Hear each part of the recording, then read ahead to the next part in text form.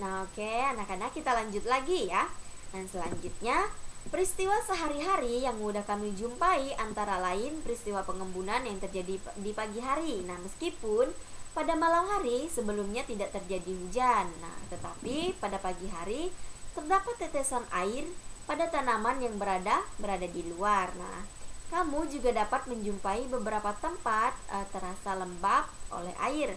Nah, peristiwa mengembun ini terjadi karena uap air dalam udara menyentuh permukaan seperti permukaan daun atau permukaan yang lainnya. Nah, di mana peristiwa menyumblim ini merupakan peristiwa berubahnya wujud zat padat menjadi gas. Nah, mengkristal adalah perubahan wujud wujud gas padat ya. Wujud gas menjadi padat. Nah, peristiwa lenyapnya. Nah, kapur barus yang diletakkan di dalam lemari sering dijadikan contoh peristiwa menyumblim ya. Nah, contoh peristiwa ini terjadi pada saat uap iodium yang mengkristal menjadi padat, kemudian pada saat didinginkan pada suhu tertentu ya. Nah, kemudian di sini adalah contoh peristiwa perubahan wujud benda dapat dijelaskan dengan menggunakan diagram berikut. Nah, ini anak-anak bisa perhatikan. Nah, di sini ya ada mengkristal, kemudian ada mengembun, bagaimana dia menyumblim, kemudian menguap, kemudian ada mencair, membeku dan memerlukan kalor, kemudian melepaskan kalor ya. Nah, anak-anak bisa perhatikan di sini prosesnya ya. Di buku kalian itu halaman 66 ya. Nah, nanti anak-anak bisa lihat sendiri bagaimana proses menyumblimnya, proses mengkristal, kemudian bagaimana dia menguap, mengembun ya. Nah, di sini sudah ada contohnya ya. Nah, kemudian kita lanjut ya. Nah, di sini ada beberapa pertanyaan tentang teks yang sudah kita baca tadi.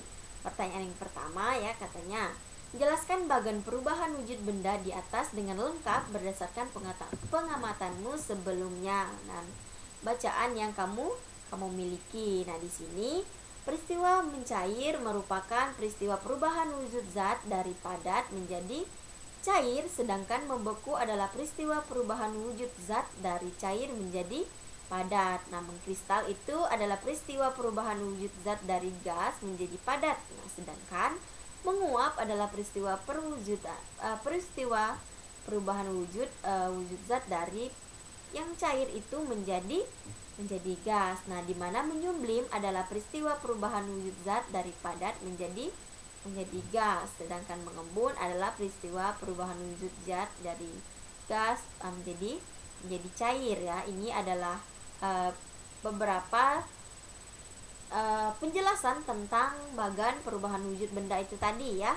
Nah, kemudian yang kedua itu jelaskan perbedaan antara peristiwa mengembun dan menyumblim. Nah, di sini peristiwa menyumblim zat membutuhkan kalor, sedangkan pada peristiwa mengembun zat itu melepaskan kalor ya. Jadi ini adalah perbedaannya. Nah, di mana saat menyumblim zatnya itu membutuhkan kalor. Kemudian di saat dia mengembun zatnya akan melepaskan kalor tersebut. Nah, mengembun terjadi pada benda gas, sedangkan menyumblim itu terjadi pada benda padat ya. Jadi anak-anak harus ingat apa perbedaan antara mengembun dan menyumblim ya. Oke, kita lanjut. Nah, di sini jelaskan perbedaan antara peristiwa mengembun dan disposisi ya. Nah, disposisi itu mengkristal ya. Nah, mengembun merupakan perubahan wujud suatu benda dari gas menjadi cair, sedangkan deposisi itu merupakan perubahan wujud suatu benda dari gas menjadi padat. Oke, kita lanjut. Kemudian apa saja yang menyebabkan terjadinya peristiwa mengembun, menyumblim, dan mengkristal? Nah, yang pertama kita akan bahas tentang mengembun. Nah, mengembun disebabkan penurunan suhu atau pelepasan panas menyebabkan gas berubah menjadi cair yang bisa kita lihat di kaca jendela saat pagi hari. Nah, menyumblim disebabkan peningkatan suhu benda padat sehingga berubah menjadi gas. Contohnya kapur barus yang ditaruh di lemari ya, lama kelamaan akan habis. Nah, kemudian mengkristal. Nah, mengkristal disebabkan oleh penurunan suatu suhu atau pelepasan panas yang dialami suatu benda tersebut. Nah, contohnya itu seperti uap air yang berubah menjadi salju ya. Nah, itu adalah contoh-contohnya. Nah, kemudian yang selanjutnya, peristiwa sehari-hari apa sajakah yang menunjukkan terjadinya peristiwa mengembun? Nah, jelaskan. Mengembun adalah proses perubahan wujud zat dari gas yang menjadi cair. Kemudian beberapa contoh peristiwa mengembun antara lain ya, titik-titik embun di pagi hari dan butiran air di bagian luar gelas yang berisi es ya. Anak-anak pasti pernah melihat ya. Nah, kemudian yang kedua, peristiwa sehari-hari apa sajakah yang menunjukkan terjadinya peristiwa menyublim? Menjelaskan. Menyublim itu tadi adalah peristiwa perubahan zat padat menjadi gas, atau sebaliknya, gas itu bisa berubah menjadi padat. Kemudian contoh peristiwanya itu adalah kamper yang dibiarkan di udara ya. Kamper berubah dari padat menjadi gas yang dapat kita rasakan. Nah, dengan adanya baur kamper itu tadi, di mana prosesnya ya, pembuatan es kering juga merupakan contoh peristiwa menyublim ya, karena dia akan membeku ya. Kemudian kita lanjut. Nah, ini tadi adalah beberapa ulasan teks ya. Nah, tadi kita sudah belajar tentang dampak peristiwa Sumpah Pemuda, kemudian kita sudah belajar tentang peristiwa mengembun dan menyublim ya. Nah, jadi nanti anak-anak bisa belajar lagi di rumah dengan membuka kembali ya slide atau video pembelajaran yang sudah Ibu kirimkan tadi lewat Classroom, kemudian di Google pula, di YouTube juga ada ya. Jadi anak-anak bebas, nanti anak-anak bisa membuka di Classroom. Kemudian kalau anak-anak ingin membuka YouTube juga bisa buka di Classroom, langsung ke linknya saja ya. Nah, seperti biasa ya, nanti anak-anak bisa pindahkan ya jawaban yang sudah kita bahas tadi itu ke buku catatan kalian untuk belajar kembali di rumah. Anak-anak, Ibu ingin mengingatkan kembali bagi anak-anak yang belum mengumpulkan tugasnya, tolong segera dikumpulkan ya, karena jika kalian tidak mengumpulkan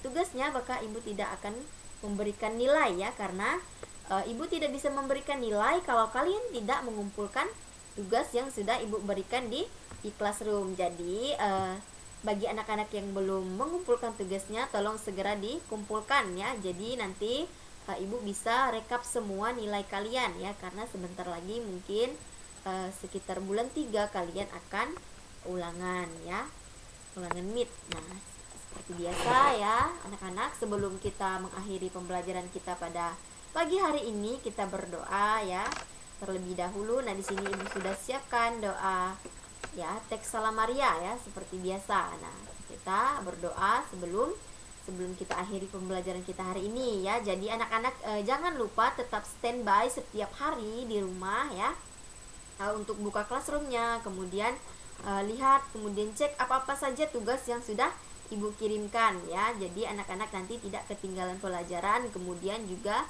anak-anak bisa mengerjakan soal-soal yang sudah Ibu berikan ya. Oke, nah untuk mengakhiri pembelajaran kita pada pagi hari ini ya, marilah kita berdoa. Kita angkat tanda kemenangan kita dalam nama Bapa dan Putra dan Roh Kudus. Amin. Salam Maria, penuh rahmat Tuhan sertamu. Terpujilah engkau di antara wanita, dan terpujilah buah tubuhmu Yesus. Santa Maria, Bunda Allah, doakanlah kami yang berdosa ini sekarang dan waktu kami mati. Amin. Kemuliaan kepada Bapa dan Putra dan Roh Kudus, seperti pada permulaan, sekarang dan selalu sepanjang segala masa. Amin. Dalam nama Bapa dan Putra dan Roh Kudus. Amin. Nah, anak-anak, sampai di sini dulu ya pembelajaran kita pada pagi hari ini. Nah, jangan lupa nanti anak-anak di rumah tetap berdoa, kemudian mengucap syukur kepada Tuhan ya. Jangan lupa untuk menjaga kesehatannya dan belajar di rumah. Oke anak-anak, Ibu akhiri sampai di sini ya semuanya. Selamat pagi, Tuhan Yesus memberkati.